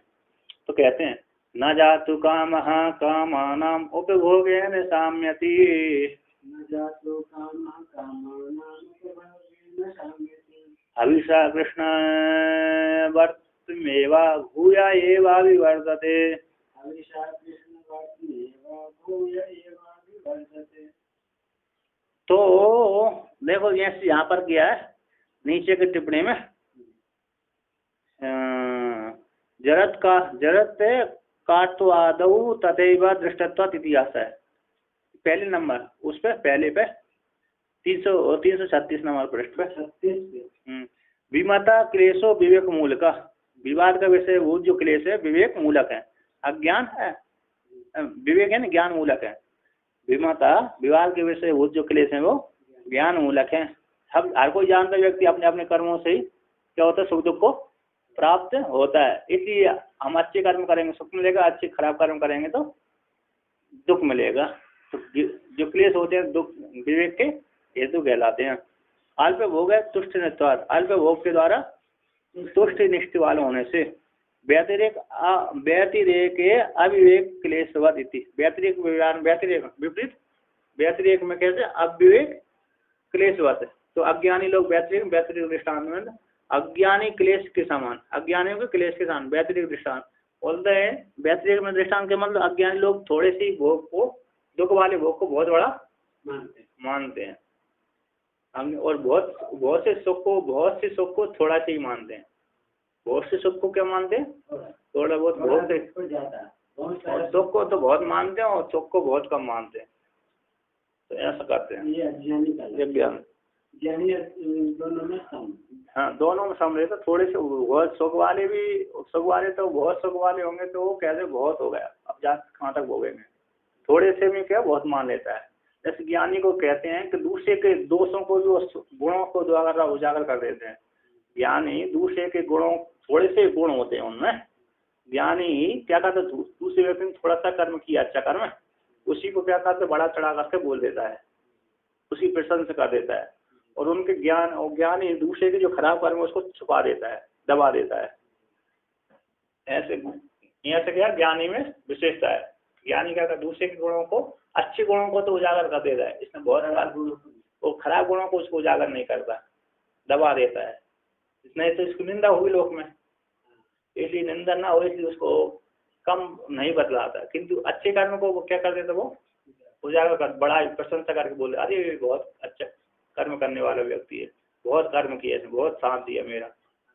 भले साथ नहीं दिया हो, थोड़ा बहुत दिया होगा, लेकिन दुगना तिगना बड़ा करके बोल रहे वो और थोड़ा करे फिर भी तो जाए। और इतने नहीं तो फिर और ज्यादा लोग वो ऐसे बढ़ाई कर देते तो उसको अभिमान हो जाएगा। तो अभिमान, अरे वो अभिमान तो है ही, ये पहले से ही बैठा हुआ है। अभिमान और कर ले कि मैंने ये सब किया, पहले से ही बैठा हुआ है वो अभिमान। तो उसमें क्या है, मतलब साधारण नियम है कि वो ज्ञानी लोग क्या दूसरे के गुणों को है ज्यादा करके बता देते, अच्छे गुणों को। तो कहते हैं यहाँ पर इसको श्रुति कहती है, ये ययाति नाम के राजा ने भी ये भागवत में इस श्लोक को वर्णन किया है। तो कहते हैं न जातु कामः कामानां उपभोगे सामति। जैसे कभी भी कामना का उपभोग से जो काम है, इच्छाएं है, वो इच्छाएं वो कामनाओं के उपभोग से वो काम में नष्ट नहीं होते। कामनाओं के उपभोग से जो काम है वो काम कभी भी नष्ट। और कोई बोलता है कि मैं इन कामनाओं को भोग लूं तो मेरी सारी कामनाएं नष्ट हो जाएंगी, सारी आशाओं को पूरी कर लूं, सारी आशाओं को पूरी कर लूं तो क्या हो जाएगा, मेरी आशाएं पूरी हो जाएंगी, फिर आगे करने की जरूरत नहीं है, आगे आराम से कर लूंगा। तो कहते हैं कामनाओं को भोगने से, वासनाओं के उपभोग से कभी भी वासना पूरी नहीं होती, कामनाओं के उपभोग से कभी भी काम पूरे नहीं होते, सामने को प्राप्त नहीं होते। तो कहते हैं क्यों नहीं होते, होने चाहिए। जैसे हम 1000 रुपये खर्च कर देंगे नष्ट हो जाएंगे। हमारे पास कितने हैं, 1000 रुपये हैं, तो हम भोग करने के लिए चले गए बाजार में, सामान खरीदने के लिए चले गए, तो क्या हो जाएगा, नष्ट हो जाना चाहिए, है कि नहीं। हो जाए बाजार में जाकर खरीद लाए वस्तु, सारे रुपये 1000 हमारे क्या हो गए, नष्ट हो गए। तो उसी प्रकार एक कामना को भोगने से वो कामना नष्ट हो जाना चाहिए, हो जाने जैसे 1000 रुपये हमारे नष्ट हो गए उसी प्रकार कामना भी नष्ट हो जाना चाहिए। किंतु नहीं, ऐसी बात नहीं, 1000 रुपये तो नष्ट हो गए किंतु कामना नष्ट नहीं होती। कहते हैं अभिषा कृष्ण वर्तने में भूया एवं अभी वर्धते। जैसे अभी यज्ञावती में यज्ञ है, यज्ञ कुंड है, उसमें जैसे लकड़ी पड़ी है, अग्नि जल रही है, लकड़ी पड़ी है, अग्नि जल रही है, तो उसमें जैसे ही हवी डालेंगे, घृत डालेंगे, हवी डालेंगे, जो भी डालेंगे पदार्थ डालेंगे, उससे अग्नि बुझेगी नहीं और क्या करेगी, अभिवृद्धि को होगी। तो हवि के द्वारा कृष्ण मार्ग ही बलवान होता है। हवि के द्वारा जैसे कृष्ण मार्ग बलवान होता है, उसी प्रकार हवि के द्वारा जैसे अभिवृद्धि होती है, हवि के द्वारा जैसे आग की वृद्धि होती है, कृष्ण मार्ग ही पुष्ट होता है, भोग ही ज्यादा प्राप्त होता है। उसी जैसे हविष्य के डालने से जैसे अग्नि प्रज्वलित हो जाती और तीव्र हो जाती है, धड़कने लगती है ना, और कैसी फैल जाती है, उसी प्रकार भोगों के भोगने से और ज्यादा तृष्णा बढ़ जाती है, ना कि नष्ट होती है। तो कहते हैं, आगे कहते हैं, तो जैसे विवेक मूल से भोग से तृप्ति हेतुत्व अनुभव सिद्ध में थी। विवेक मूल जो भोग है वो तृप्ति के हेतु है, ऐसा अनुभव सिद्ध है, इस प्रकार से लेकर कहते हैं। परिज्ञायोपे भुक्तो भी भोगो भवति तुष्टये, विज्ञाय विज्ञाय सेवितश्चोरो मैत्री मेति न चोरताम। विज्ञाय सेवितश्चोरो मैत्री मेति न चोरताम। कहते हैं परिज्ञाय जान करके भोगों की, भुक्त उपभोक्त जो भोग है ना, जान करके उपभुक्त व्यक्ति भोगने वाला, उपभुक्त व्यक्ति वाली भोग जो होते हैं जान करके हैं, जान करके इतने ही भोग है, इतने ही परिज्ञाय जान करके इतने ही भोग है, ये प्रयास साध्य है, ये भोग इतने ही है। इस प्रकार जानकर को उनको जो उपभुक्त करना है, वो भोग करने वाला है, वह भोगों वे जो भोग है भक्ति तुष्ट है, तुष्टि के लिए वो होते हैं। इतने ही है वो, बस इतने ही है वो, कितने हैं इतने ही है। इस प्रकार से जान करके वो व्यक्ति जो भोगों को भोग करता है, ऐसे वो भोग है वो तुष्टि के प्रसन्नता के हेतु है। कहते हैं विज्ञाय सेवितश्चोरो, है ना, हमने जान लिया कि हमारे पास इतना ही है, अब इससे ज्यादा कोई नहीं है, संपत्ति इतनी संपत्ति है, तो उसको हम क्या करेंगे, उतनी संपत्ति से तुष्ट हो जाएंगे और ज्यादा आगे जमाने की। जैसे जिसको कोई ज्यादा कमाने की इच्छा नहीं है तो व्यक्ति उतने में संतुष्ट रहता है, उसको अब आगे की इच्छा नहीं है, ज्यादा कमाने की खाने की इच्छा नहीं है, तो सामान्य में क्या संतुष्ट हो जाता है। उसी प्रकार जो परिज्ञा जानकर भोगों को जानकर इतने ही भोग, इससे ज्यादा कुछ नहीं है, इससे ज्यादा और भोगों में कोई सार नहीं है। इस प्रकार से जानकर भोगों में कोई सार नहीं है और प्रयास के द्वारा साध होते हैं। बड़ी मेहनत करने पर थोड़े से भोग मिलते हैं, बड़ी मेहनत करेंगे सुबह से लेकर शाम तक करेंगे तब 100 रुपया की प्राप्ति होगी। दिन भर परेशान होगा, ज्यादा मेहनत भी करिए तब भी मजदूरों को मात्र 100 अथवा 200 मिलते हैं, 150 मिलते हैं। मजदूर पार्टी को 150 अथवा 200 मिलते हैं, बस इतना ही है। 150 तो कम है, यहाँ आसम में नहीं, शहर पूरे ओमकारेश्वर में 150 अथवा 200 बस। आश्रम में उतने हो जैसे सरकारी है वैसे यहाँ पर 150 होगा, बहुत से बहुत 200 होगा, इससे ज्यादा नहीं है मजदूरों के लिए। और बड़ी जिसकी बुद्धि तेज है उसके लिए अवसर अलग अलग हो गया। सामान्य हमें मजदूरों का परिवार क्या चाहता है 150, क्या करें, करनी पड़ती, दिन रात उनको करनी पड़ती है, दिन रात उनको मजदूरी करनी पड़ती है। इसलिए पूरे परिवार वाले करते हैं, लड़का भी करता है, लड़की भी करती है, माता भी करती है, पिता भी करता है, सब करते हैं सबका। नहीं तो वो थोड़ी सरकार मदद कर देती है, चावल दे देती है उनको सस्ते में, इसलिए उनका काम चलता है रोजी रोटी। यदि वो गरीब ना हो तो सब हर व्यक्ति किसी का काम ही नहीं चलेगा, इसलिए भगवान ने भी उनको गरीब बना कर रखा, गरीब। वो दूसरी बात यही उन्होंने करनी ऐसे करी, गरीब बनना पड़ी उनको, है गरीब बनना पड़े। कर्म अच्छे करते तो राजा घर में पैदा होते, नहीं है, कर्म अच्छे करते तो राजा घर में पैदा होते, नहीं तो नहीं हुए। तो ऐसे परिज्ञा जान करके वो भोगते, वो भोग करने, वो भोग होने वाले जो भोग है, ऐसे जो भोग होते हैं वो मुक्त व्यक्ति साध्य करे। इस प्रकार से जान करके कहते हैं भोगते, भोग करते हैं, वो भोग कैसे होते हैं, तुष्टि के हेतु होते हैं। कहते हैं विज्ञा सेवितश्चोरो। हम एक व्यक्ति, दो व्यक्ति मित्र थे, दो व्यक्ति मित्र थे, तो मित्र क्या है, एक व्यक्ति जानिए कि ये व्यक्ति चोरी करता है, ये व्यक्ति चोरी करता है, तो साथ रहने वाला व्यक्ति चोरी, तो उसके लिए दूसरे के लिए चोर है, उसके दूसरे के लिए तो वो, किंतु जो जान करके उसका सेवन करता है कि चोर होते हुए भी ऐसे जान करता है, सेवन करता है, तो उसके साथ चोरी नहीं करता है, उसके साथ तो क्या होता है, वो मित्रता ही करता है। जैसे दो चोर है तो दोनों चोर कैसे होते हैं, मित्र मित्र हो जाते हैं, होते नहीं, दोनों चोर कैसे होते हैं, मित्र हो जाते हैं। आपसी में चोरी नहीं करते, आपसी में चोरी नहीं, आपसी में कैसे करते, मित्र जैसे और जैसे बराबर बांट कर खाएंगे, किंतु दूसरे घर में चोरी करेंगे। और दूसरी बात, एक चोर है एक चोर नहीं है, तो दोनों की मित्रता हो गई। तो जो चोर नहीं है वो जो चोर है, वो चोर है, उस मित्र की चोरी नहीं करेगा, भले तू दूसरे घर में चोरी करेगा, उसकी चोरी नहीं करेगा, उसके लिए तो मित्र ही है। जैसे मित्र साथ देता है उसी प्रकार वो साथ देता है, रहता है। तो कहते हैं अयम भोग एतावान, जो भोग है इतने ही है, एवं प्रयासार्थ, और कैसे वो प्रयास के द्वारा साध है। इति एवं इस प्रकार से अनुभव पूर्वक स इदम अलम, एक कहते हैं इतने ही पर्याप्त है, एतावान है ना, इतने ही है। इस प्रकार से अलम बुद्धि के हेतु ही दृश्यते, ये भोग देखे जाते हैं। मतलब इतने, इससे ज्यादा भोग नहीं है, क्योंकि ये हमारे द्वारा मापे गए हैं, इतने ही है, इससे ज्यादा अब कोई भोग नहीं है। अब नहीं भोगने हमको, हैं? अब इतना भोग लिया, बहुत हो गया, अब इससे ज्यादा क्या करेंगे, क्या भोगेंगे, है नहीं? उनमें कोई सार नहीं देखा, भोगों में क्या नहीं देखा, सार देखता तो भोगता, किंतु उसमें कोई सार ही नहीं है, उसमें कोई सार ही नहीं है। सार ना होने के कारण उस कहते अब पर्याप्त हो गए, अब भोग भोगने की इच्छा मेरी नहीं है। तो इस प्रकार असार को देख करके उन भोगों से वैराग्य उसको हो जाता है। कहते ननु तृष्णा हेतु भोगस्य विवेक सहचर्य मात्रण कथम तुष्टिकरत्वम इति आशंका। कहते तृष्णा के हेतु जो भोग है, तृष्णा के हेतु भोग का विवेक सहचर्य मात्र से, विवेक के सहचर्य मात्र कैसे तुष्टिकरत्व, तुष्टि का हेतु है।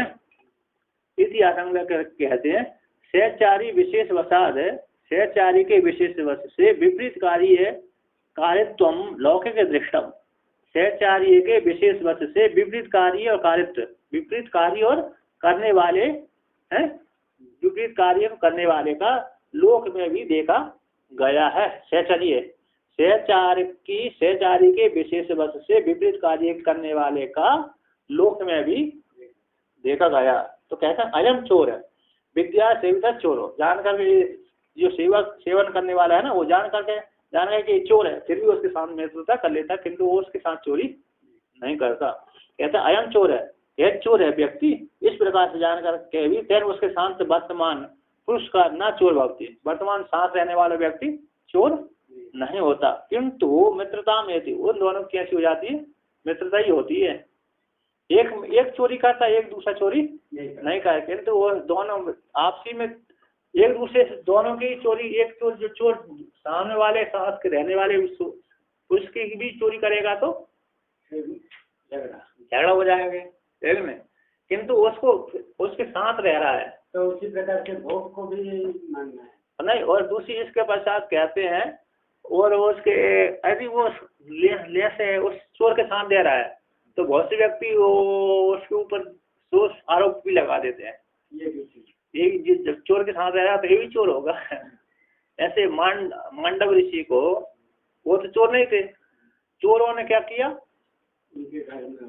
चोर चोरी करके लाए, चोर चोरी करके आ रहे थे, चोरी करके जा रहे थे, तो पुलिस ने देख लिया, किसने, राजा सैनिक ने देख लिया। तो राजा सैनिक देख के पीछे राजा सैनिक पीछे आ रहे, पकड़ेंगे, जेल में डाल देंगे, मारेंगे। तो उसने चोरों ने क्या किया, धरती में दौड़ भाग रहे थे, उसी समय वो उनको आश्रम दिख गया, तो मांडव ऋषि के आश्रम चले गए। तो मांडव ऋषि के आश्रम में जाकर के चोरों ने देखा कि यहाँ तो साधु का आश्रम है, तो यहाँ पर चोर नहीं है और सैनिक नहीं आएंगे तो सुखी हो जाएंगे। फिर भी उधर सैनिक आने लगे, तो उन्होंने संपत्ति थी कहाँ, वो मांडव ऋषि के पास में रख दी। मांडव ऋषि क्या कर रहे थे उस समय, ध्यान में बैठे हुए थे, समाधि लगाए हुए थे। वो चोर वो धन को लेकर के फरार हो गए, अंधेरा था, क्या हो गए, फरार हो गए। वो चोर पीछे जो सैनिक आए तो उन्होंने देखा कि ये चोरी करके आया, और अब आकर देखा साधु बनकर बैठ गया। क्या बैठ गए, साधु बनकर बैठ गए, और हमको देख करके आंख मूंद कर बैठ गए, बहुत समाधि लगाए हैं, है ना। तो उन्होंने धन भी उनके पास देख लिया, तो उनको उन्हीं को चोर समझ कर ले गए। वो ले जाकर राजा के सामने निवेदन किया, और राजा ने कह दी सूली चढ़ा दो, तो सूली चढ़ा दिया। 8-15 दिन चढ़ ही रहे। अन्य चोर जो थे वो पकड़े थे, वो तो उसी काल में मर, जैसी सूली चढ़ाई उसी समय मर गए, किंतु ये नहीं मर पाए थे। तो बाद में इनको पता पड़ा कि बाद में राजा को पता पड़ा करे तो कोई ऋषि है, महान है, ये चोर नहीं है, ये चोरी नहीं कर सकता। तो पुनः सूली से उतारते ही ऊपर उनसे क्षमा याचना मांगी, तो राजा को दंड नहीं दिया, उसने ऋषि ने, मांडव ऋषि ने सीधा वहीं से सीधा गए कहाँ पर, यमराज जी के पास, यमराज जी को सीधा दंड दे दिया। तुमने मेरे जब पाप भी नहीं थे तो आपने कैसे दंड दे दिया। उन्होंने कहा तुमने 6 वर्ष की अवस्था में तितलियों के पंख छेदे थे, इसलिए वही दंड मिला। उन्होंने कहा ये न्याय नहीं है, 6 वर्ष के बालक को कोई दंड नहीं मिलता। अज्ञान था उस समय, इसलिए तुमको 3 योनि प्राप्त हो, 2 अथवा 3 योनि प्राप्त हुई, शूद्र योनि में जन्म लेना पड़ेगा। इसी विदुर जी शूद्र कह रहे थे, यमराज एक धर्मराज के रूप में, एक विदुर के रूप। तो यमराज की गलती कैसे हो गई? 6 महीने के 6 साल के बालक की वो नहीं होता। तो यमराज जी कैसे गलती कर दी? यमराज जी की प्रेरणा से तो राजन ने दिया। तो यमराज जी कैसे गलती कर दी? ऐसा गलती हो जाती और सबसे स्वभाव है, मानव का तो स्वभाव है, लेकिन देव लोग को तो विशेष शक्ति है। अरे उसको भी स्वभाव है, देवता भी गलती, इंद्र ने जब अहिल्या के साथ वो कर लिया, अभी तो वो तो है नहीं किया ना, कर नहीं पाया ना। कर का था, भोग तो किया ही था, कर क्यों नहीं पाया? वो किया ही तो उसने तो उसको बाद में श्राप दे दी थी, है ना? तो गौतम ऋषि ने वो जानकर देता होने पर भी ऐसा कर दिया। तो कहते हैं जो चोर है इस प्रकार जानकर के उसके साथ रहने वाले पुरुष है, पुरुष का ना चोर बोलते, वो चोर नहीं होता, पुरुष का वो चोर है ना, पुरुष के लिए वो चोर भी नहीं होता, किंतु मित्रता में दोनों की मित्रता, दोनों मित्र ही बन जाते हैं। तो आगे कहते हैं ननु कामना, है ना, ननु कामना स्वरसत्वात् मनसा खत्म स्वल्प भोगन तृप्ति इत्यादि। कामना स्वरस होने से, कामना स्वरस वाली होने से कैसी होती है? स्वरसत्व, स्वरस वाली, रस को पैदा, कामना हमेशा क्या है, रस को पैदा करने वाली होने से मन की कैसे स्वल्प भोग से तृप्ति हो जाती है। हमेशा कामना तो कैसे वृद्धि के रस को प्रदान करने वाली होती है ना कामना। एक कामना पूरी हुई तो दूसरी कामना पैदा हो गई, तो मन का कैसे स्वल्प भोग से तृप्ति हो जाती है। निध्यासन के द्वारा घृत, निध्यासन के द्वारा घृत मन का अथात्म रूप से भक्ति एवं तृप्ति। निध्यासन के द्वारा क्या हो गया? घृत मन का, निध्यासन मन का घृत हो गया। ऐसे मन का अथात्म, उसमें तथात्म भाव न देखने से वो मन की ऐसी तृप्ति का हेतु हो जाता है। मन की सार नहीं देखा, है ना, उसमें काम नाम कोई सार नहीं। तथा तो कैसे, तथा स्वरूप जैसे होने चाहिए वैसे, जैसे आत्मा जिस प्रकार की उसी प्रकार हमेशा रहती है, तथा स्वरूप वाली रहती है। किंतु जगत के पदार्थ कैसे तथा स्वरूप वाले आज है तो कल नष्ट हो जाएंगे, कल है तो परसों नष्ट हो गए, है नहीं। तो कहते हैं मनसो निगृहीत लीला भोगोल्प कोपी यह, मनसो निगृहीत लीला भोगोल्प कोपी यह, तमेवालब्धे विस्तारम क्लिष्टत्वाद् बहु मन्यते।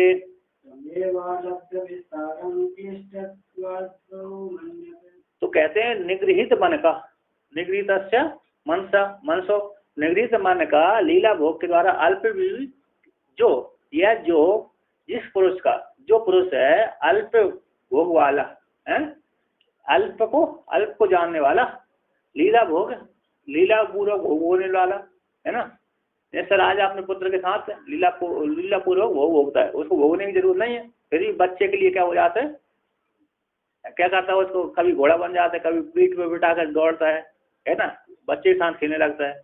तो लीला भोग है, लीला के लिए, मनोरंजन के लिए भोग है, अल्प भी भोग हो जाता है ना। ऐसे जो अल्प भोग वाला जो पुरुष है, मन के निगृहीत वाला, मन के निगृहीत वाला जो पुरुष है, मन के निगृहीत वाला जो पुरुष है, मन के निगृहीत का लीला भोग और अल्पक भी, या जो है वो अल्पक भोग, अल्प जो भोग है ना, निगृहीत मन का लीला पूर्वक भोग है ना, निगृहीत योग अभ्यास के द्वारा भस्म हो गया। जो अल्प भी लीला भोग है, लीला अनुभव करने वाला। लीला मैंने कि नाटक, हाँ, लीला भोग है, नाटक कर दिया, लीला भोग है, लीला अनुभव, लीला का अनुभव करने वाला, नाटक का अनुभव करने वाला, है क्या नहीं।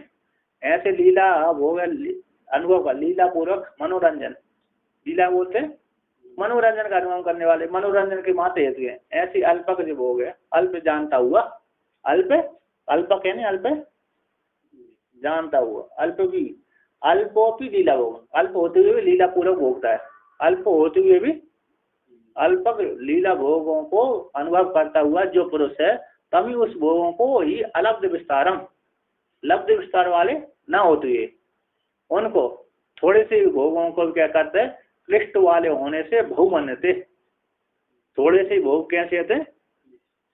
लीला पूर्वक जो भोग होता है वो विस्तार को प्राप्त न होते हुए ऐसा जो पुरुष लीला पूर्वक मन के निगृहित वाला पुरुष, मन का जिसने निगृहित कर लिया, ऐसे पुरुष का मन है, मन निगृहित मन का लीला पूर्वक भोगने वाला जो पुरुष है, वो पुरुष है उन भोगों को अलब्ध विस्तारम, विस्तार को प्राप्त न हुए और विस्तार को प्राप्त न हुए ऐसे भोगों को, वो भोगों को भोगता है तो क्लिष्ट वाले होने से भोगों को भऊ मन, थोड़े से भोगों को क्या करता है, वो ज्यादा मानता है। ठीक है ना?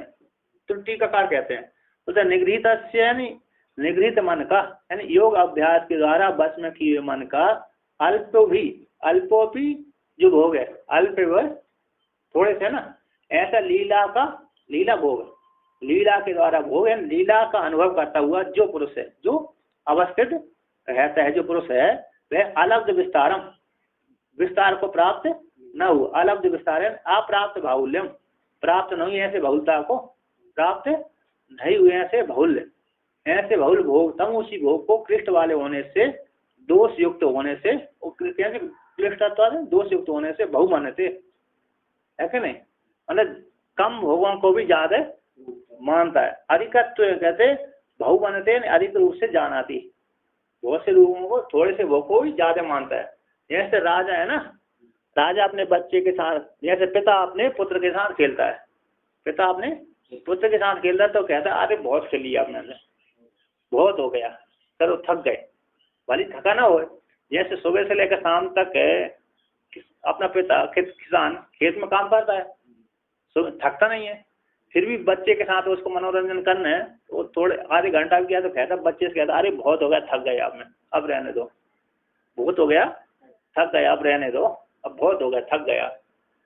जैसे राजा भी अपने सुबह से लेकर शाम तक लड़ता रहता है इससे, किंतु वही राजा जब बच्चे के साथ विहार करता है तो कहता बहुत हो गए, थोड़े से में कहता अरे बहुत खेल लिए, बहुत थक गया मैं, इस प्रकार से मानता है।